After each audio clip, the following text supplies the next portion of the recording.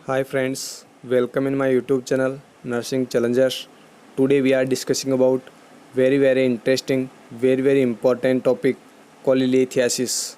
Image आपके सामने आ चुकी है कोलीलिथियासिस की, जिसके अंदर गोल ब्लैडर के अंदर स्टोन का फॉर्मेशन हो रखा है। बहुत ही इंटरेस्टिंग टॉपिक है, बहुत ही इम्पोर्टेंट टॉपिक है, बहुत कुछ आपको नया सीखने को मिलेगा, इसलिए आप वीडियो को पूरा ज़रूर देखिए। चलिए टॉपिक स्टार्ट करते हैं। कोलीलिथियासिस। देखिए लिथियासिस वर्ड जिस भी वर्ड के पीछे लगाओ इसका मीन्स होता है स्टोन फॉर्मेशन। यहाँ पर क्या है, कोलीलिथियासिस यानी stone formation in gall bladder. अगर गॉल ब्लैडर के अंदर स्टोन का फॉर्मेशन हो गया है यानी कि स्टोन बन गई है, उस कंडीशन को बोला जाता है कोलीलिथियासिस।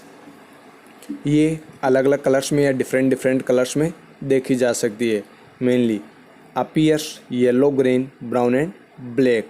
Green, yellow, brown and black colour में देखी जा सकती है, बट हम यहाँ पर दो कलर में बात करेंगे, येलो एंड ब्लैक, जो आगे मैं बताऊँगा। नेक्स्ट है choledocholithiasis. Choledocholithiasis is the stone formation in common bile duct. अगर कॉमन बाइल डक्ट के अंदर किसी भी प्रकार की स्टोन का फॉर्मेशन हो गया है, उस कंडीशन को बोला जाता है कोलिडो कोलीलिथियासिस। ये टर्मिनोलॉजी आप याद रखना, कंपटीशन में पूछी जा सकती है। नेक्स्ट है term cholangitis, means inflammation of bile duct. ITIS means होता है इन्फ्लामेशन। ये मैं पहले भी बता चुका हूँ, फिर से बता रहा हूँ। जो न्यूली ऐड हुए हैं स्टूडेंट्स वो सुन लेना, ITIS मीन्स होता है इन्फ्लामेशन। जिनको पता है अच्छी बात है। यहाँ पर क्या है, cholangitis means inflammation of bile duct. Bile duct में इन्फ्लामेशन कोलेंजाइटिस कहलाता है। नेक्स्ट है कोलिसिस्टाइटिस, मीन्स इन्फ्लामेशन इन गॉल ब्लैडर। गॉल ब्लैडर के अंदर इन्फ्लामेशन हो गया है, उस कंडीशन को बोला जाता है कोलिसिस्टाइटिस। सिस्टाइटिस हम रेनल सिस्टम में पढ़ेंगे, यहाँ पर कोलिसिस्टाइटिस। चलिए नेक्स्ट है etiology. Increase cholesterol level. Normal जो कोलेस्ट्रॉल का लेवल होता है वो होता है लेस देन 200 mg पर DL। याद रखना, नॉर्मल कोलेस्ट्रॉल होता है लेस देन 200 mg पर DL। यहाँ पर कोलेस्ट्रॉल का लेवल बढ़ जाएगा। मैंने बताया था लीवर सिरोसिस के अंदर, यानी कि लीवर बाइल और कोलेस्ट्रॉल दोनों का ही सिंथेसिस करता है, बट यहाँ पर क्या होगा, कोलेस्ट्रॉल का सिंथेसिस ज़्यादा होगा और बाइल का सिंथेसिस कम होगा। उसकी वजह से कोलीलिथियासिस देखने को मिल सकता है। कोलेस्ट्रॉल ये भी बताया था मैंने, cholesterol sexual and digestive functions में हेल्प करता है। नेक्स्ट है सुपर सेचुरेशन विद बाइल कंपेजन, यानी जो कोलेस्ट्रॉल का लेवल बढ़ा है वो बाइल के साथ में सुपर सेचुरेशन करके स्टोन का फॉर्मेशन करेगा। नेक्स्ट है टू टाइप्स होते हैं, cholesterol stone and pigment stone. First है ए कोलेस्ट्रॉल स्टोन, जो 80% केसेज में देखी जाती है, मोस्ट कॉमन होती है, याद रखना। और जो कोलेस्ट्रॉल स्टोन है उसका मैं बता देता हूँ, येलो कलर होता है। येलो कलर क्यों? Due to absence of calcium, यानी कैल्शियम आयन यहाँ पर प्रेजेंट नहीं होते हैं, और जब एक्सरे लिया जाता है तो ये विजिबल नहीं होती है, डजेंट विजिबल इन एक्सरे। ये कॉमनली फाइंड आउट होती है वुमेन के अंदर जो प्रेगनेंसी यानी प्रेग्नेंट है। प्रेगनेंसी के दौरान ये मेनली देखी जाती है, याद रखना बहुत इंपॉर्टेंट है। Due to increase level of estrogen, estrogen level बढ़ने की वजह से, मैंने लीवर सिरोसिस में बताया था, कोलेस्ट्रॉल एस्ट्रोजन लेवल के बढ़ने से बढ़ता है। और मैंने ये भी बताया था लीवर सिरोसिस में गायनेकोमास्टिया, वो कंडीशन इसी वजह से अराइज हो रखी थी। नेक्स्ट है पिगमेंटेड स्टोन या फिर bile stone, consisting of calcium salt of bilirubin, phosphate, carbonate and other anions. Pigment stone 20% cases में देखी जाती है, जो बाइल स्टोन है वो 20% केसेज में देखी जाती है। इसमें जो कैल्शियम साल्ट है बिलिरुबिन के, phosphate, carbonate and other anions की वजह से पिगमेंटेड होती है, इसीलिए ये ब्लैक कलर, याद रखना, पिगमेंट स्टोन या फिर बाइल स्टोन ब्लैक कलर में देखी जाती है। और ये विजिबल होती है एक्सरे के द्वारा। जब हम एक्सरे लेंगे तो पिगमेंट स्टोन या बाइल स्टोन आपको विजिबल हो जाएगी। ब्लैक कलर क्यों हो रहा है? Due to presence of calcium ions. जो भी कैल्शियम आयन है, फॉस्फेट है, कार्बोनेट है या फिर अदर कोई एनाइंस है, इनकी वजह से इसका कलर कैसा होता है? Black colour. तो याद रखना फ्रेंड्स, बहुत ही इंपॉर्टेंट है। कोलेस्ट्रॉल स्टोन है वो येलो कलर होती है, विजिबल नहीं होती एक्सरे के द्वारा, और पिगमेंट स्टोन है वो ब्लैक कलर होती है, एक्सरे के द्वारा विजिबल होती है। नेक्स्ट है pathophysiology. Due to etiological factor, जो हमने 2 ईटियोलॉजिकल फैक्टर्स पढ़े हैं, कोलेस्ट्रॉल का लेवल बढ़ा हुआ है या फिर सुपर सेचुरेशन हो रखा है बाइल कंपेरिजन के साथ, उनकी वजह से क्या होगा, then decrease bile acid synthesis and increase cholesterol synthesis in liver. देखिए मैंने बताया लीवर के अंदर बाइल और कोलेस्ट्रॉल दोनों का सिंथेसिस होता है, बट यहाँ पर क्या होगा, कोलेस्ट्रॉल का सिंथेसिस ज़्यादा होगा और बाइल का सिंथेसिस कम होगा। देन क्या होगा, bile super saturation with cholesterol, जो कोलेस्ट्रॉल है उसके साथ में बाइल का सुपर सेचुरेशन हो जाएगा। Then formation of gall stone, और गोल स्टोन का फॉर्मेशन कर लेंगे। इसी कंडीशन को बोला जाता है कोलीलिथियासिस। यहाँ पर बाइल जो फैट का डाइजेशन के लिए हेल्प करती है, यानी डाइजेशन में हेल्प करती है, बाइल का फॉर्मेशन नहीं हो पा रहा है, तो जब आप फैटी डाइट पेशेंट को दोगे, अगर कोलीलिथियासिस हो रखा है और फैटी डाइट आप यूज़ कर रहे हो, तो पेशेंट में पेन होगा क्योंकि फैट का डाइजेशन एब्जॉर्प्शन नहीं हो पा रहा है। ये पैथोफिजियोलॉजी है। Due to etiological factor decrease bile acid synthesis and increase cholesterol synthesis in liver, then bile super saturation with cholesterol, then formation of gall stone.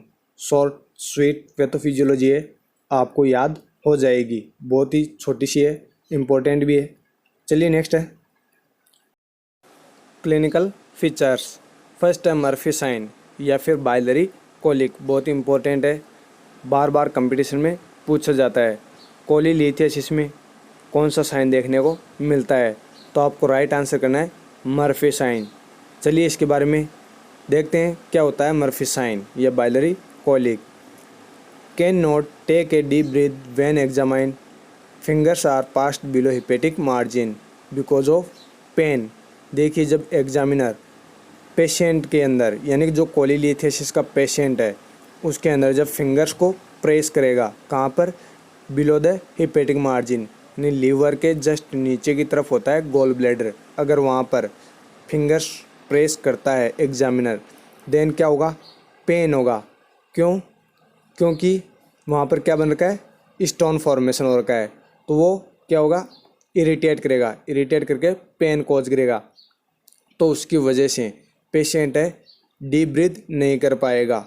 जब पेशेंट ब्रीथ करेगा तो लंग्स एक्सपांड होंगे, लंग्स एक्सपांड होंगे तो liver पे pressure पड़ेगा, liver पे pressure पड़ेगा तो फिर वो गॉल ब्लैडर पे प्रेस करेगा, यानी प्रेशर डालेगा, देन क्या होगा, पेन होगा, तो पेशेंट डीप ब्रीथ नहीं कर पाएगा। नेक्स्ट है epigastric pain, radiate to scapula 2 to 4 hour after eating fatty meal. जब पेशेंट कोलीलिथियासिस से सफ़र कर रहा है और फैटी मील उसने यूज़ की है, तो 2 से 4 घंटे बाद में पेशेंट में एपिगेस्ट्रिक पेन होगा, जो रेडिएट होगा कहाँ तक, स्केपुला में। पेशेंट में 2 से 4 घंटे बाद में स्केपुला में रेडिएट हो जाएगा। अगर ये पेन देखने को मिलता है तो समझ जाना पेशेंट को कोलीलिथियासिस हो रखा है। वैसे आपने पढ़ा होगा एमआई के अंदर, एमआई में जो लेफ़्ट साइड है उस हैंड में पेन होने लगता है। चलिए वो आगे पढ़ेंगे। नेक्स्ट है slight loss of weight, weight का लॉस होगा क्योंकि पर्सन फैटी मील नहीं ले पा रहा है। आपको पता है फैट की वजह से ओबेसिटी होती है, इसलिए वेट लॉस होगा। नेक्स्ट है क्ले कलर्ड स्टूल, बिलिरुबिन की वजह से पेशेंट के अंदर क्ले कलर्ड स्टूल देखने को मिलेगा। नॉर्मल कलर होता है स्टूल का ब्राउन, यहाँ पर क्या है, क्ले कलर्ड, बिलिरुबिन की वजह से। नेक्स्ट है स्टीटोरिया, बहुत ही इंपॉर्टेंट टर्मिनोलॉजी है, पूछी जा सकती है, आपको याद रखना है क्या होता है steatorrhoea. Excretion of abnormal quantities of fat with fishes. देखिए यहाँ पर क्या है, बाइल का सिंथेसिस कम हो रहा है तो फैट ज़्यादा बढ़ेगी, फैट का क्वांटिटीज़ बढ़ जाएगी, एबनॉर्मल होगी। अगर फैट की क्वांटिटीज़ बढ़ गई है तो वो क्या होगी, फिकल मटेरियल के साथ में एक्सक्रीट आउट होगी, उसी कंडीशन को बोला जाता है स्टीटोरिया। याद रखना, कंपटीशन में पूछी जा सकती है। नेक्स्ट है रिबाउंड टेंडरनेस, ये मैंने पढ़ाया था आपको अपेंडिसाइटिस के अंदर। अपेंडिसाइटिस का मोस्ट कॉमन क्लिनिकल फीचर होता है rebound tenderness. Classical subjective sign ये मैंने बताया था आपको भी याद रखना है, फिर से आपके रिपीट हो गया है। इसको ब्लमबर्ग साइन के नाम से भी जाना जाता है। नहीं, rebound tenderness is also known as Blumberg sign. Next, mass palpated on RUQ right upper quadrant. जब राइट अपर क्वाड्रेंट को पाल्पेट करोगे तो मास साइज आपको देखने को मिलेगा, क्योंकि स्टोन फॉर्मेशन हो रखा है। नेक्स्ट है RUQ right upper quadrant pen a few hours after eating, या फिर GB अटैक।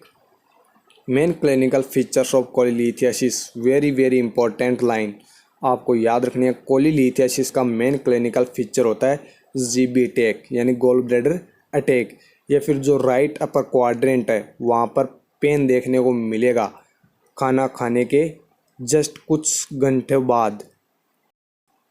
आपको पता चल जाएगा कि पेशेंट सफ़र कर रहा है कोलीलिथियासिस से। ये आपको ज़रूर याद रखना है, right upper quadrant pen a few hours after eating, या फिर GB attack.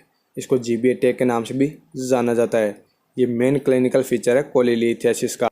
Main clinical feature पता होना चाहिए। स्टेटोरिया, इसका मीन्स भी आपको पता होना चाहिए। मर्फी साइन आपको पता होना चाहिए, यानी पेशेंट के अंदर डीप ब्रीथ नहीं ले पा रहा है, पेशेंट डीप ब्रीथ नहीं कर पा रहा है पेन की वजह से, क्योंकि जब पाल्पेट करोगे तो वो इरिटेट करेगा और पेन कॉज करेगा। ये आपको याद रखना है, मर्फी साइन कोलीलिथियासिस के अंदर देखने को मिलता है। चलिए नेक्स्ट है डायग्नोसिस इवेल्युएशन। फर्स्ट है USG अल्ट्रासोनोग्राफी। पेशेंट के अंदर अल्ट्रासोनोग्राफी के द्वारा जो भी स्टोन का फॉर्मेशन हुआ है उसको विजुलाइज कर सकते हैं। नेक्स्ट है CBC, कंप्लीट ब्लड काउंट भी करना है, जिसमें मेनली WBC काउंट आपको चेक करने हैं। मान लो अगर पेशेंट के अंदर इन्फ्लामेशन या फिर इन्फेक्शन हो गया है, उसकी वजह से भी पेन वगैरह देखने को मिल सकता है, इसलिए आपको CBC काउंट भी चेक करनी है।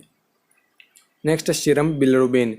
बिलिरुबिन का लेवल भी आपको चेक करना है, क्योंकि कलेक्युलर स्टूल मैंने क्लिनिकल फीचर बताया है कि कोलीलिथियासिस के पेशेंट में देखने को मिलता है। तो कलेक्युलर स्टूल बिलिरुबिन की वजह से हो रखा है, तो आपको बिलिरुबिन का लेवल भी चेक करना है। नेक्स्ट है कोलिसिस्टोग्राफी।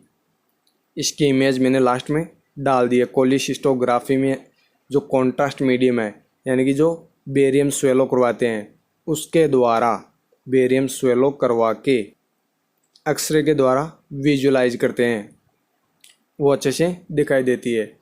नेक्स्ट है endoscopic retrograde cholangiopancreatography, ERCP short form में बोला जाता है ERCP। Visualise biliary tree by cannulation of CBD by duodenum. Duodenum से कैनुला के द्वारा विजुलाइज करना कॉमन बाइल डक्ट को। ये देखिए आपके सामने इमेज है, आप देख लीजिए कॉमन बाइल डक्ट को कैसे विजुलाइज की जाती है।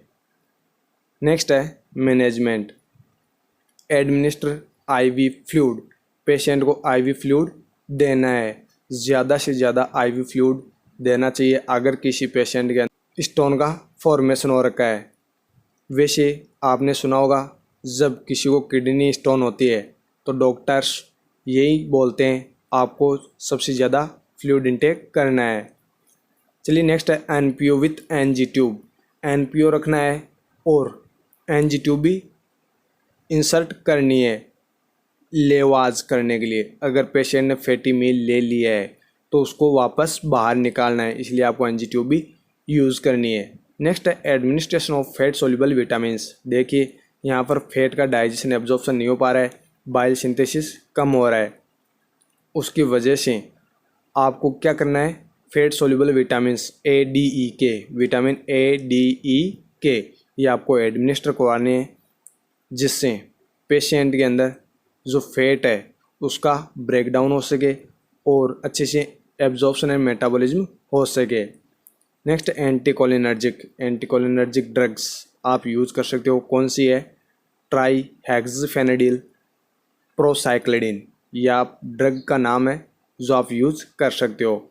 नेक्स्ट है यूरोडियोक्सीकोलिक एसिड यानी UDCA, कैंडियोक्सीकोलिक एसिड यानी CDCA, यूरोडियोल। ये 3 मेडिकेशन है जो सिरप फॉर्म में आती है, जो आप यूज़ कर सकते हो। ये क्या करती है, जो भी स्टोन है उसको डिजोल्व कर देती है। यानी कि स्टोन में मेनली ये 3 ड्रग्स यूज़ ली जाती है। जो सिरप फॉर्म में आती है ये क्या करती है, डिजोल्व करती है स्टोन को, देन रिमूव कर देती है through the common bile duct. वो डाइजेस्टिव ट्रैक्ट में आके फिशेज के थ्रू बाहर निकल जाते हैं। ये ड्रग्स आप यूज़ कर सकते हो। और जो सर्जिकल मैनेजमेंट है उनमें से आपको क्वेश्चंस पूछे जाते हैं, क्योंकि सर्जिकल मैनेजमेंट आपको नहीं करना है, बट आपको याद होना चाहिए कौन कौन सी सर्जरीज परफॉर्म की जाती है कोलीलिथियासिस के अंदर। अगर इन ड्रग्स के द्वारा, जो भी मैंने बताई है, इन ड्रग्स के द्वारा अगर पेशेंट को रिलीव नहीं मिलता है, देन आपको कुछ नहीं करना, सर्जन को फिर सर्जरी करनी पड़ेगी। तो फैट सोल्यूबल विटामिन्स आपको देने हैं, एनजी ट्यूब से लेवाज करना है अगर फैटी मील ले ली है तो, और आईवी फ्लूइड मेंटेन रखना है, क्योंकि फ्लूइड का लेवल जितना ज़्यादा होगा उतना ज़्यादा बेटर रहेगा पेशेंट के लिए। स्टोन टुकड़ों में टूट टूट के बाहर निकल सकती है। चलिए नेक्स्ट है सर्जिकल मैनेजमेंट। अगर मेडिकल मैनेजमेंट से पेशेंट ठीक नहीं होता है तो आपको क्या करनी है, फिर सर्जरी। हमको नहीं करनी है, सर्जन करेगा। हमें पता होना चाहिए कौन कौन सी सर्जरी यूज़ ली जाती है। फर्स्ट है extra corporeal shock wave lithotripsy. Lithotripsy, देखिए इम्पोर्टेंट टर्मिनोलॉजी है लिथोट्रिप्सी। जब मैं यूरिनरी सिस्टम पढ़ाऊँगा वहाँ पर अलग से नहीं बताऊँगा, अभी सुन लेना आप। लिथोट्रिप्सी, लिथोट्रिप्सी मीन्स होता है जो भी स्टोन है उसका डिस्ट्रक्शन करना। लिथोट्रिप्सी यहाँ पर क्या है, फर्स्ट है extra corporeal shock wave lithotripsy, ESWL। इसकी मैं इमेज आपको आगे दिखाऊंगा, जिसके अंदर जो स्टोन फॉर्मेशन हो रही है गॉल ब्लैडर के अंदर, उसको वेव के द्वारा, जो भी एक्स्ट्रा कॉर्पोरियल शॉक वेव है उसके द्वारा डिस्ट्रैक्ट की जाती है, छोटे छोटे टुकड़ों में तोड़ दिया जाता है। नेक्स्ट है cholecystectomy, removal of gall bladder. इसकी भी इमेज आपके सामने आ जाएगी अभी। कोलिसिस्टेक्टमी एंड लेप्रोस्कोपिक कोलिसिस्टेक्टमी, यानी जो गॉल ब्लैडर है उसको ही रिमूव कर देंगे। अगर पेशेंट ESWL से भी ट्रीट नहीं हो रहा है और मेडिकल मैनेजमेंट से भी ट्रीट नहीं हो रहा है तो फिर कोलिसिस्टेक्टमी करनी पड़ेगी, गॉल ब्लैडर को ही रिमूव कर देंगे। Next laparoscopic cholecystectomy. देखिए मैंने लेप्रोस्कोपिक बताया था आपको। लेप्रोस्कोपिक प्रोसीजर के अंदर कौन सी गैस यूज ली जाती है, CO2। कोई सा भी लेप्रोस्कोपिक प्रोसीजर हो CO2 गैस यूज ली जाती है। यहाँ पर लेप्रोस्कोप के द्वारा गॉल ब्लैडर को रिमूव करना है। नेक्स्ट है कोलिडोकोलिलिथोटोमी, यानी incision of CBD for removal of stone. Stone का रिमूव करना है कॉमन बाइल डक्ट में इंसिजन लगा के, यानी जो कॉमन बाइल डक्ट के अंदर स्टोन का फॉर्मेशन हो रखा है उसको इंसिजन के द्वारा रिमूव करना है। नेक्स्ट है कोलिसिस्टोगैस्ट्रोस्टोमी। कोलिसिस्टोगैस्ट्रोटोमी, देखिए यहाँ पर कोलिसिस्टो साथ में गैस्ट्रो वर्ड जुड़ा हुआ है, यानी कि कोलिसिस्टोगैस्ट्रोटोमी मीन्स होता है anastomosis between stomach and gall bladder. Stomach and gall bladder, तो आपको जो स्टोमक और गॉल ब्लैडर है उसको एनास्टोमोसिस करना है। गॉल ब्लैडर और स्टोमक को एनास्टोमोसिस करना है, और जो कॉमन बाइल डक्ट है जहाँ पर स्टोन का फॉर्मेशन हो रखा है उसको वहाँ से रिमूव करना है, उसको वहाँ से रिमूव करना है, और जो पोर्शन बच गया है उसको एनास्टोमोसिस कर देना है। उस सर्जरी को बोला जाता है कोलिसिस्टोगैस्ट्रोटोमी। ये आपको ESWL के आगे इमेज दिखा दूंगा, बहुत ही इंपॉर्टेंट है। आजकल सबसे ज़्यादा यूज़ लिया जा रहा है ESWL, शॉक वेव लिथोट्रिप्सी के द्वारा ही स्टोन को रिमूव किया जा रहा है। चलिए नेक्स्ट है T ट्यूब, बहुत ही इम्पोर्टेंट है। ये मेनली कॉमन बाइल डक्ट की अगर सर्जरी हुई है तो उस कंडीशन में यूज़ ली जाती है। आपको याद रखना है, बहुत बार क्वेश्चंस पूछे जाते हैं, इमेज बेस्ड क्वेश्चन भी पूछा जाता है। लास्ट में आपको इमेज मिल जाएगी, कैसे इसको यूज़ करते हैं वो भी आप देख लेना, कहाँ पर यूज़ करते हैं वो भी आप देख लेना। चलिए स्टार्ट करते हैं T tube. A tube is placed after surgical exploration of the CBD। अगर कॉमन बाइल डक्ट में किसी प्रकार की सर्जरी हुई है तो वहाँ पर आपको टी ट्यूब यूज़ करनी है। वहाँ पर जहाँ पर सर्जरी हुई है वहाँ पर क्या होगा, ब्लीडिंग, तो उसको रिमूव करने के लिए टी ट्यूब यूज़ ली जाती है। Next, drainage in 24 hours 500 to 1000 ml। Drainage है, जो आपने टी ट्यूब यूज़ की है वहाँ से 24 घंटे के अंदर 500 से लेकर 1000 ml तक ड्रेनेज देखने को मिलेगा। नेक्स्ट है इंटरवेंशन। नर्स क्या करेगी जब टी ट्यूब लगी है। फर्स्ट है semi Fowler position to facilitate drainage. ये मैं पहले भी बता चुका हूँ, सेमी फॉलोर पोजीशन आपको पेशेंट को देनी है जो ड्रेनेज हो रहा है वो अच्छे से हो सके। नेक्स्ट है nurse empty the drainage every 8 hours. जो नर्स है वो जो भी ड्रेनेज आ रहा है उसको एम्प्टी करना है, प्रत्येक 8 घंटे से उसको खाली करना है। यानी ड्रेनेज ट्यूब के अंदर जो भी ड्रेनेज आ रहा है उसको प्रत्येक 8 घंटे के अंदर खाली करना है। नेक्स्ट है clamp the tube 1 to 2 hour before and after a meal. जब पेशेंट खाना खाता है उसके पहले और उसके बाद में, यानी 1 से 2 घंटे बाद में या उससे पहले आपको क्लैंप करना है ट्यूब को।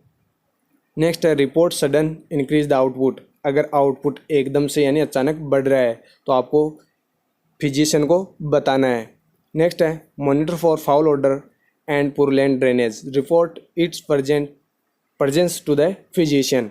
अगर फाउल ऑर्डर स्मेल आ रही है और पुरलेंट डिस्चार्ज हो रखा है ड्रेनेज के अंदर तो आपको सबसे पहले फिजिशियन को बताना है, क्योंकि वहाँ पर कोई इन्फेक्शन या इन्फ्लामेशन हो चुका है। नेक्स्ट है unclamp tube if nausea and vomiting occur. यदि पेशेंट कंप्लेन कर रहा है नोजिया एंड वोमिटिंग की तो आपको सबसे पहले क्या करना है, अनक्लैम्प ट्यूब। देखिए बहुत इंपॉर्टेंट है क्योंकि कंपटीशन एग्जाम में क्वेश्चंस इसी प्रकार से पूछे जाते हैं। नेक्स्ट है नर्सिंग मैनेजमेंट। ये आ चुका है नर्सेज का काम। First maintain NG decompression as prescribed for severe vomiting. देखिए सीवियर वोमिटिंग से बचाने के लिए पेशेंट में एनजी डिकम्प्रेशन करना है। मैंने बताया जब पेशेंट फैटी मील लेता है तो उसको बाहर निकालने के लिए एनजी ट्यूब भी आपको पेशेंट के अंदर लगानी है, गैस्ट्रिक लेवाज करने के लिए। नेक्स्ट है instruct client with chronic cholecystitis to eat small low fat meals. अगर पेशेंट क्रोनिक कोलिसिस्टाइटिस से सफ़र कर रहा है तो आप एज ए नर्स पेशेंट को इंस्ट्रक्ट कर सकते हो, आपको स्मॉल ईट, आपको बहुत ही कम अमाउंट में खाना खाना है और साथ ही लो फैट मील्स आपको खाना है। यानी कि फैट बहुत ही कम अमाउंट में आपको यूज़ करनी है। और मैंने बताया था लीवर सिरोसिस में जब डाइट पढ़ाई थी तो वहाँ पर भी बताया था लो फैट यूज़ करनी है। चलिए वो इमेज दिखा देता हूँ जिनके बारे में मैंने बताया था। फर्स्ट इमेज आ चुकी है कोलिसिस्टोग्राफी। देखिए कोलिसिस्टोग्राफी मैंने बताया था 6 tablet are swallowed are contain that contrast medium, यानी कॉन्ट्रास्ट मीडियम वाली मेडिसिन्स देके उसको विजुलाइज करना है। Next laparoscopic cholecystectomy and open cholecystectomy. Laparoscopic में जो भी लेप्रोस्कोप है उसकी मदद से अंदर से ही रिमूव किया जा रहा है, जबकि ओपन कोलिसिस्टेक्टमी में कोच्चर इंसिजन लगा के बाहर से रिमूव किया जा रहा है। नेक्स्ट इमेज है ESWL extra corporeal shockwave lithotripsy. सबसे ज़्यादा यूज़ की जा रही है प्रेजेंट टाइम में, क्योंकि इसके अंदर किसी भी प्रकार का इंसिजन बनाने की ज़रूरत नहीं है। ये इसलिए यूज़ ज़्यादा होती है, विदाउट इंसिजन स्टोन को रिमूव किया जा सकता है। देखिए आपके सामने इमेज, ये ऐसी मशीन आती है जिसके अंदर जो वेव्स है वो गॉल ब्लैडर पे डाली जा रही है, जो क्या करेगी स्टोन को छोटे छोटे टुकड़ों में ब्रेक डाउन करेगी। नेक्स्ट है टी ट्यूब, बहुत ही इंपॉर्टेंट है, मैंने बता दिया इसके बारे में। आपने देखा होगा कॉपर टी। देखिए टी ट्यूब और कॉपर टी सेम होती है, बट टी ट्यूब होती है उसमें कुछ बैंड आपको देखने को मिलेगा, और जो कॉपर टी होती है वो एकदम सीधी होती है, यानी स्ट्रेट होती है। तो आपको ध्यान रखना है, बहुत ही इंपॉर्टेंट है, इमेज बेस्ड क्वेश्चन भी पूछा जा सकता है। टी ट्यूब, एक साइड में टी ट्यूब आपको दिख रही है, एक साइड में आपको क्या दिख रही है, टी ट्यूब लगी हुई, जहाँ पर कॉमन बाइल डक्ट है वहाँ से सर्जरी की है, देन यहाँ पे क्या लगी है, टी ट्यूब। ठीक है फ्रेंड्स, ये था आज का अपना टॉपिक कोलीलिथियासिस। इस टॉपिक को अच्छे से पढ़े, अगर कहीं भी समझ में नहीं आई तो आप पूछ सकते हो, आपको शर्माना बिल्कुल भी नहीं है। देखिए कल एक दो स्टूडेंट्स ने पूछा था गायनेकोमास्टिया कैसे होता है, वो भी मैंने आज बता दिया है, क्योंकि कन्फ्यूज़न बहुत ज़्यादा हो रहा था। मेल में भी एस्ट्रोजन हार्मोन का सिक्रेशन होता है, बट लेस अमाउंट में, वुमेन से बहुत कम। इसलिए गायनेकोमास्टिया पेशेंट में देखने को मिलेगा जब लीवर सिरोसिस हो रखा है, कोलेस्ट्रॉल का लेवल बढ़ा हुआ है तो एस्ट्रोजन बढ़ेगा। यहाँ पर मैंने बता दिया है और फिर से बता रहा हूँ। ठीक है फ्रेंड्स, फिर मिलेंगे एक नए टॉपिक के साथ। तब तक आप वीडियो को पूरा देखें, अगर समझ में नहीं आई तो पूछ लेना। Thank you very much.